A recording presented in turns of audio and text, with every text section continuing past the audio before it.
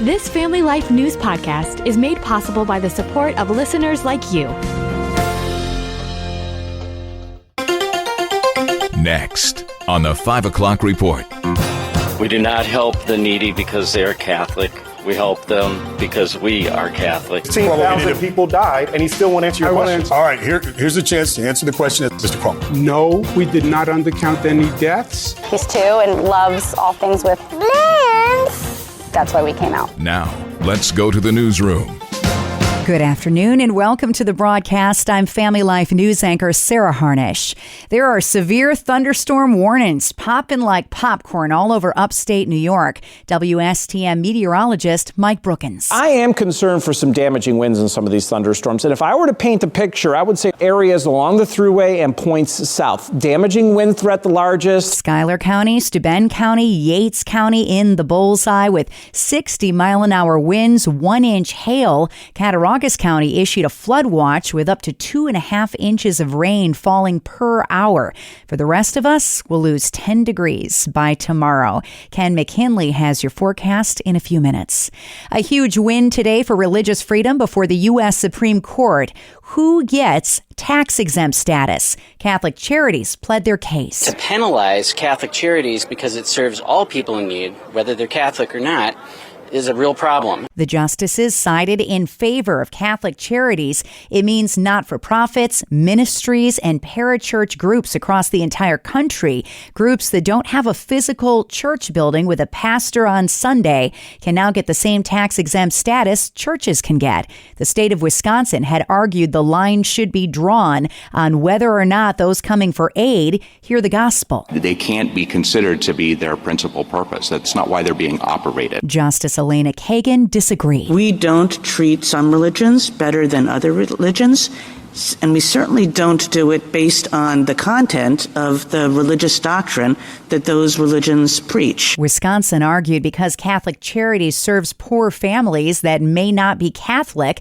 they don't qualify. The court said, oh yes, they do. Catholic Charities issuing this statement after the ruling. We do not help the needy because they are Catholic. We help them because we are Catholic. Religious freedom stands. There was a second case handed down by the U.S. Supreme Court today on reverse discrimination. A woman demoted by her gay boss after 3 decades of service because of her Christian beliefs. CBS's Michael Wallace has more. Marlene Ames had worked for the Ohio Department of Youth Services for 30 years when she applied for a promotion. The job went to a gay person. Then she was demoted and replaced by another gay person. They put a 25-year-old man with less than 3 years of service to do my job. Ames' salary was cut in half. It was humiliating going to work every day. The justices ruled unanimously that civil rights law draws no distinction between members of majority or minority groups. President Trump had a meeting with the German Chancellor Friedrich Merz this afternoon. Mr. President, you speak such good English. Is it as good as your German, would you say?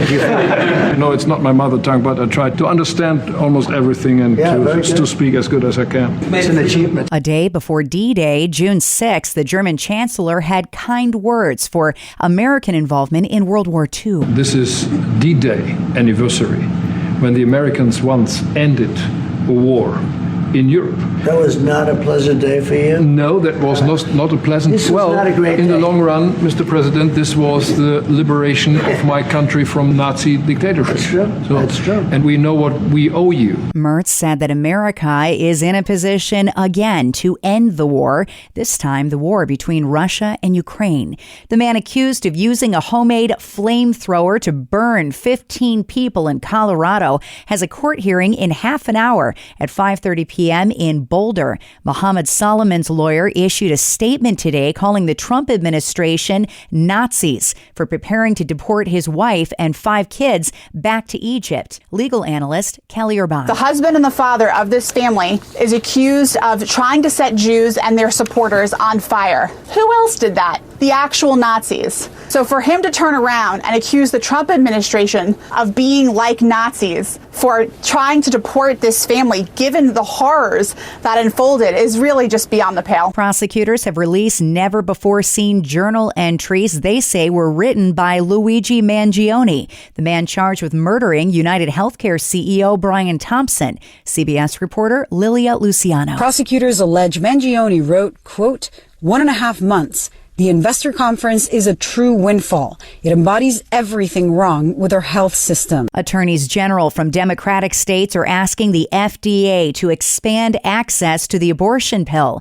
New York, California, New Jersey, and Massachusetts filed a joint petition today to expand access to the mail-order abortion drug mifepristone.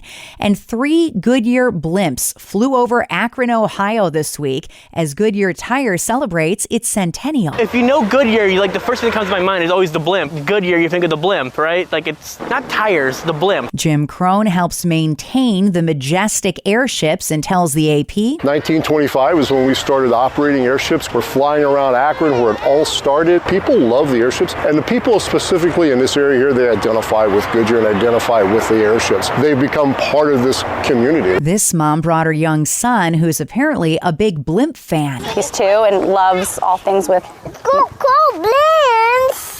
That's why we came out, because blimps are cool. He'll tell it like it is. There are currently fewer licensed blimp pilots in the world than there are astronauts.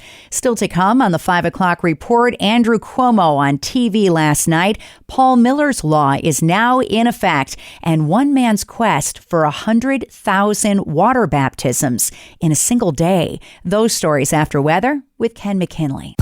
Temperatures will not fall off that much overnight. It'll stay in the 60s, so another warm night. The front will stall just off to the south tomorrow, which will keep skies cloudy for the region and produce a few more showers from time to time, maybe a thunderstorm in some spots. The showers will begin to wind down as we head through tomorrow night. And Saturday, we should see some partial clearing in most areas. Exception will be eastern Pennsylvania and central New York areas where the clouds may linger a bit longer, along with some lingering showers in those areas. But eventually, they will see some clearing as we head into Saturday night. Some sunshine for a time on Sunday, but clouds and rain moving in from the southwest later in the day. Thanks, Ken. The Family Life News team is watching this storm front closely. There are active alerts in 14 counties in New York and Pennsylvania for at least the next 30 to 60 minutes. Ontario County just added to the list. Most warnings are in central New York and in Pennsylvania from Williamsport to Bradford. Heavy rain, hail, and flash flooding is possible for your drive home. Stay safe.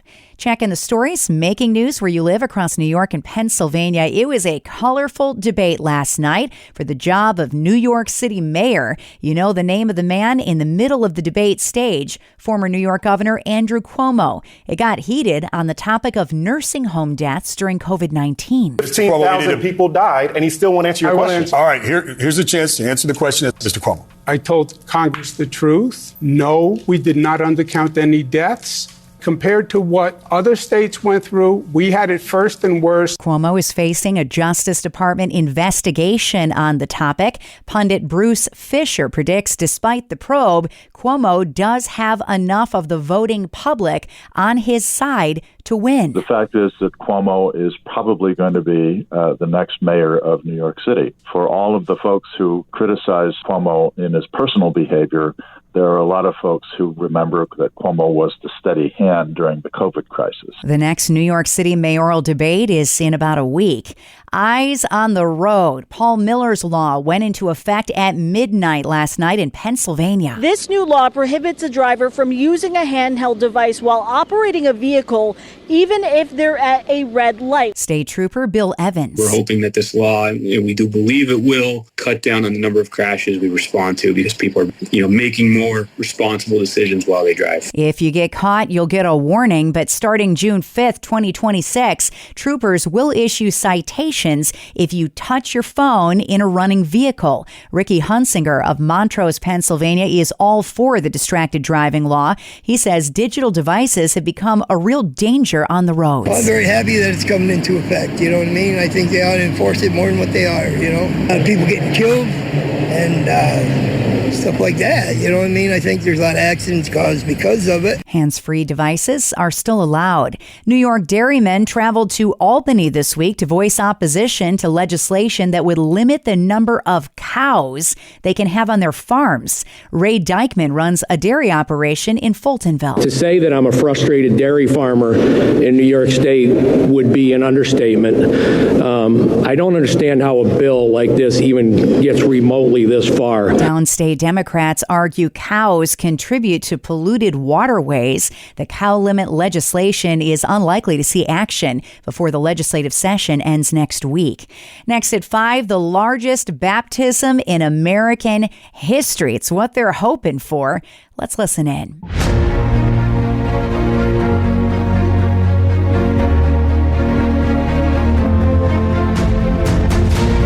This is Faith Under Fire. We take you straight to the voices on the front lines of religious battlegrounds.